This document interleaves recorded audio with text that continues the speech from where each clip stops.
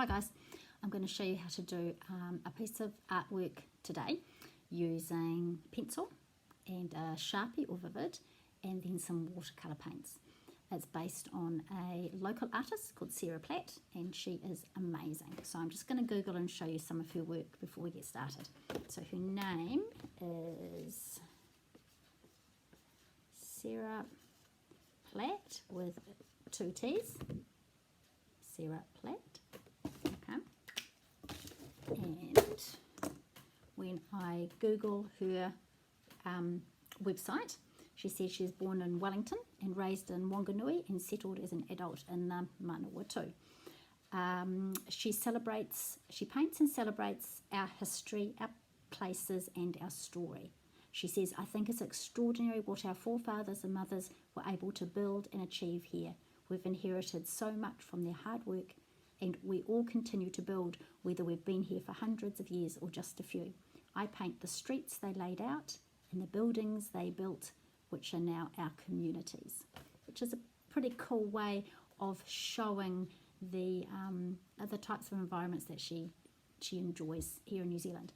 So I've clicked on gallery on her website here, and let me just show you a couple of the types of work that she does. So she does landscapes, but she does them around communities. She's done quite a lot here in the Manawatu. She's done Ashurst, she's done some in Wellington and New Plymouth and a few in the South Island too.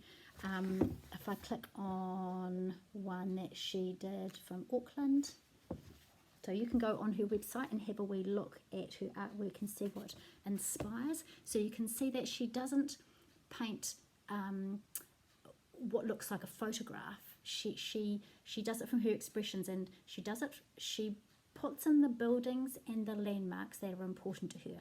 I can see the sun just shining in through the window. I'll just close the curtain a bit further.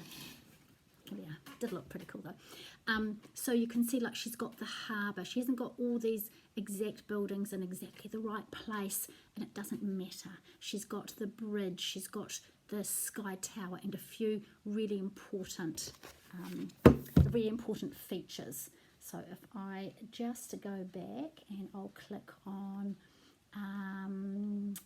one from, let me see, the Wellington Collection or the Manawatu Collection.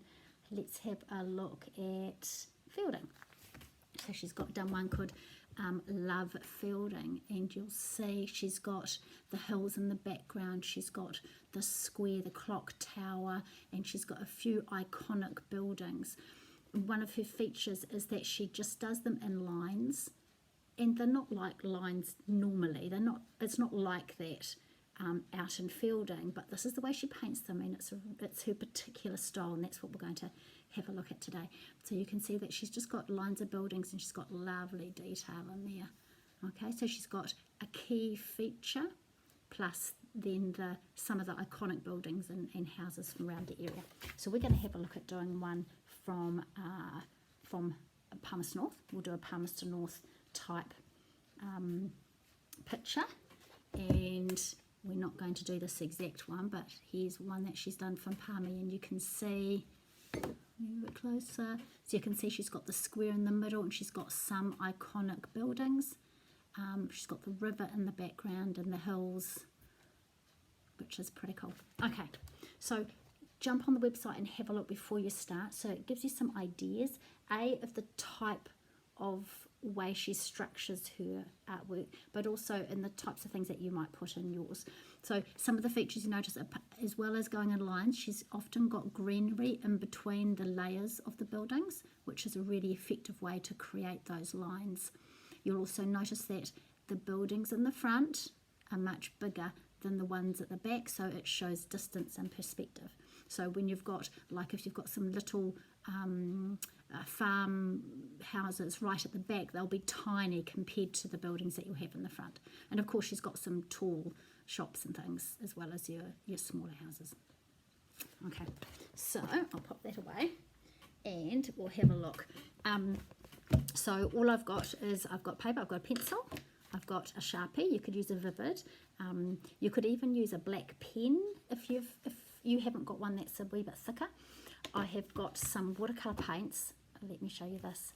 I just bought these for school. I've got 10 packs of these and they arrived 2 days before we went into lockdown. So they'll be, I took one home so I could practice, but they'll be nice and shiny and new for us to use when we get back. So it's a pretty cool little palette. Look, it's got a wee lid on top, and then look at this. How cool is that? And these are all the watercolour paints. So we've got, if I pull them back so you can see in the screen, I had to work out how I could do my screen so you could see everything. So we've got this whole set of watercolour paints that can be used, and we've got 10 lots of these for in our pod, so that's really cool. So I'll put them aside for later because we were doing them. That's our last step. So the first step on your bit of paper is you actually have to sketch out what it's going to look like, and if you use a pencil really lightly then it's easy to rub out if you need to. So I'd start with actually I'll just position my page so you can see a bit better. There we go. I'd start with the hills in the background, and don't be too fussy about that. A couple of layers of hills, then we need to get the river in there because that's really important. So get the river in there, and then I'd be doing a bridge because that's really important.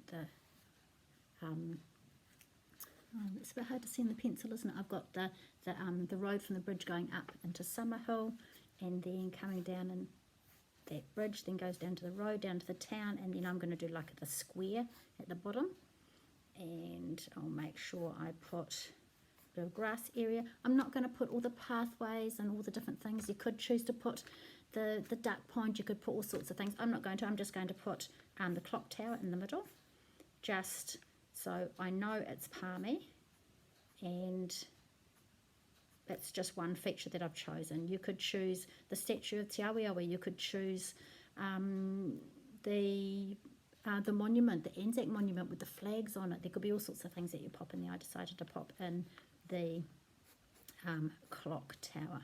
Okay, so I sketch it all up, and then once I'm happy with my sketch, I suppose once I've put details in like that, then I need to gently do my lines that I'm going to do where my buildings are going to go. So I would put some little bushes in and some houses in here. I'm going to do the big FMG building in here because that really stands out for me. Okay, and got some little buildings here.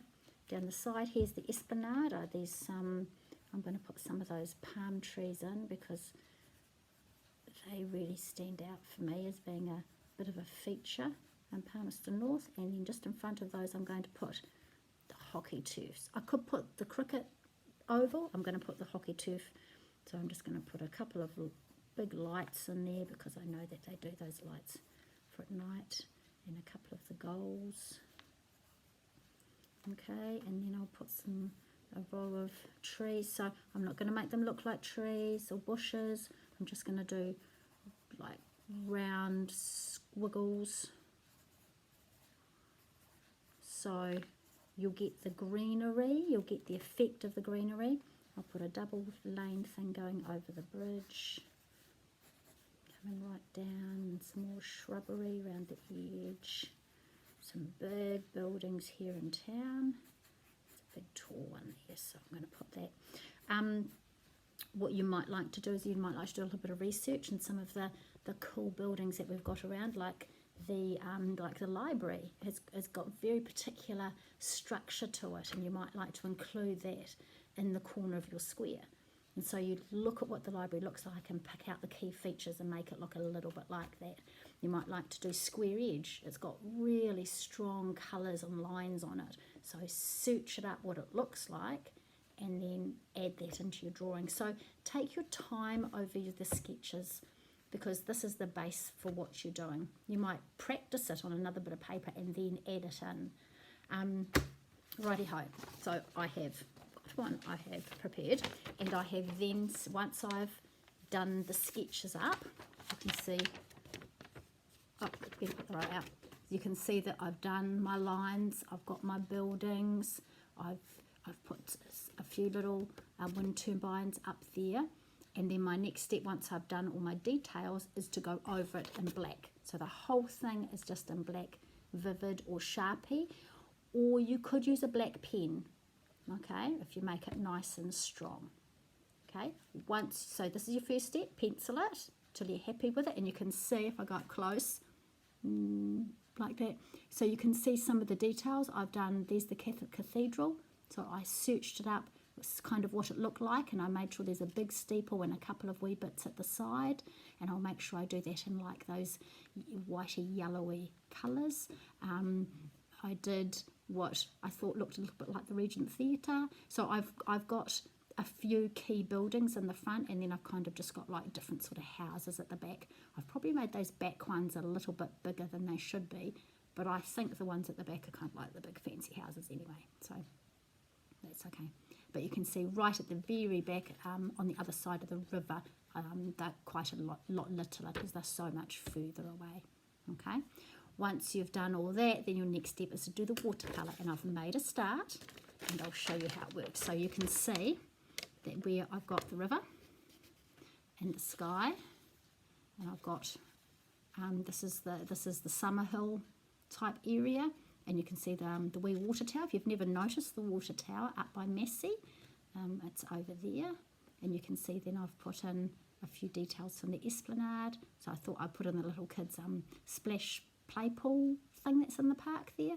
You might choose to put playground stuff. You get to choose to put what you want in. The big FMG building, and then some of the other ones around the square.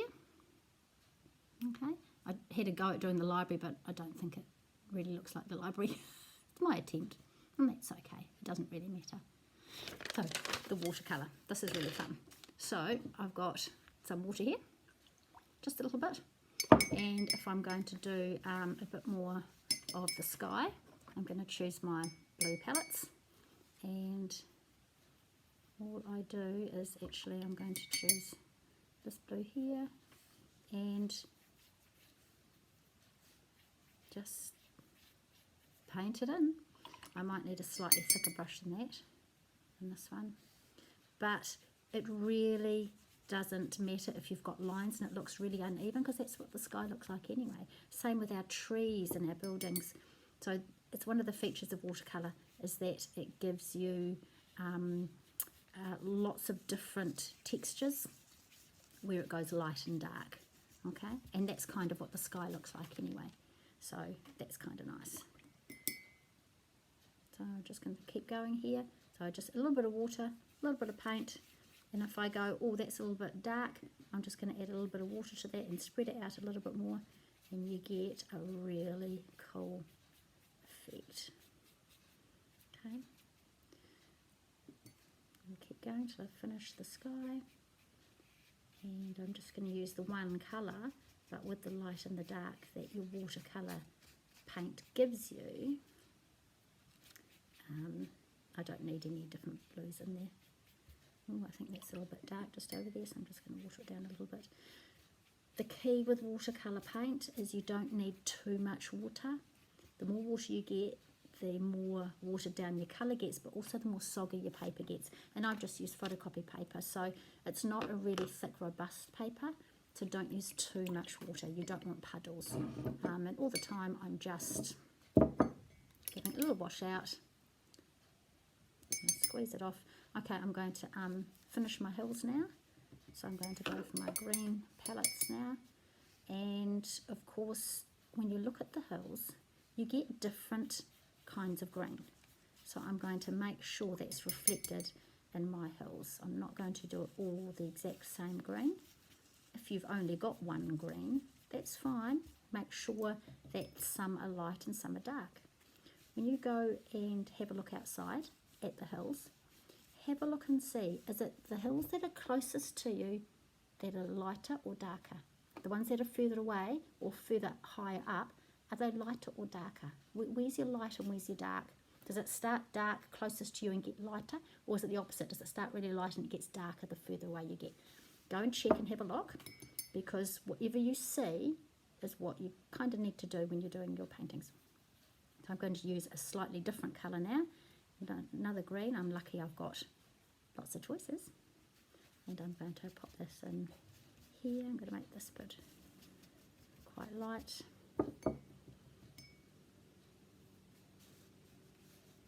and then you just get to play and paint. And if it doesn't quite look the way you intended, who's going to know? Not a biggie. I'm going to make a little bit of a cliff of this part here, because I'm thinking that's probably the part like at the bottom of Anzac Park, you know, just past the Esplanade, and you can see all those cliffs. So I'm going to make that look like that. Once you've done all your main trees and water and all those key bits, then you can start on your houses and get some really cool. I'm going to use a little bit of red to do the roof on this one. So this is where you can start adding your cool colour in. Okay. Obviously I would have done all of this in black Sharpie before I started painting it, but haven't finished my one yet. I can't wait to see what your ones look like. Take your time. It might take you a week to actually get a good piece of quality art done. This is something I was going to do as an art elective, and so it would have taken us at least 3 weeks to do it with an hour each time. So at least 3 hours work to plan and draft up, to do your pencil, then go over it with Sharpie, and then take your time colouring it as well, painting it. So Sarah Platt, she's local, she's fantastic, and see if you can create a piece of Sarah Platt artwork. Once you've done, please do upload it to Seesaw. We'd love to see your creations. Good luck, have fun.